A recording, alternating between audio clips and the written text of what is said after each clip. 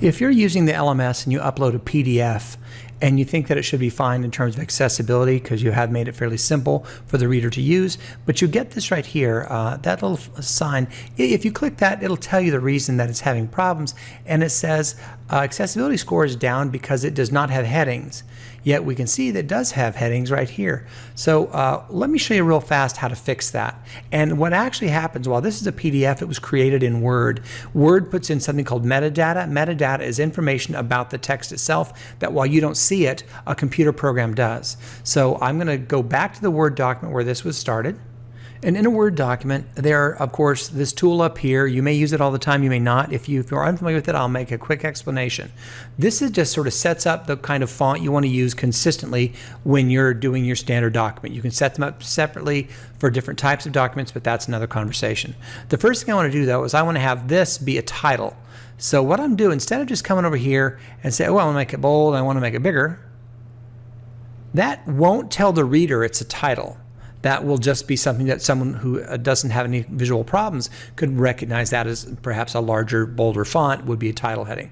But what I'm going to do is I want to make that larger. Now this all is what's called normal font. Normal just means the standard font you start with, as you are probably well aware. But in this is my title heading. I want it to be 14 point, Century Gothic, bold, and I'm going to come up here, and if I right click this and I say update title to match section, now from now on, if I use that, I come up and click that button, bing, it's worked. Well, I don't want that to be a title though, because I already have one.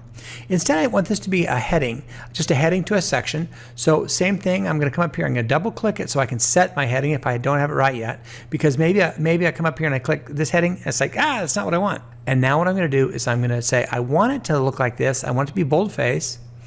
However, now that it's where I want it, I'm going to come up here and I'm going to right click heading, and I'm going to say update heading to match selection, which is sort of cool, because then the next time I want to do something, like say this is a heading as well, I'll come up there, I'll click that, I'll come up here and click heading 1, and bing, I've got it. Okay, now that I have the headings on there and I've gone ahead and inset and set up my ordered list here as well, I'll come up here to save it. I got to save it normally before I do anything else. I'll save this as a PDF now, also on my desktop. And remember this little icon right here that shows it's only at 50% and it needs to be improved? Well, now we've improved it, so that icon will go away when you uploaded this new one.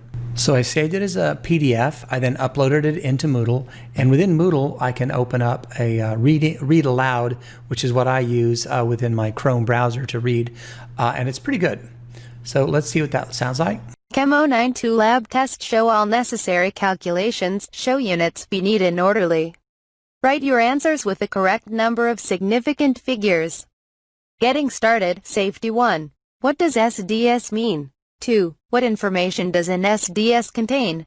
Types of matter 3. So that is all there is to getting rid of that issue where it says that you don't have headings. If you fix them in Word and then save it as a PDF and upload it, that should go away. Thanks so much and have a good day.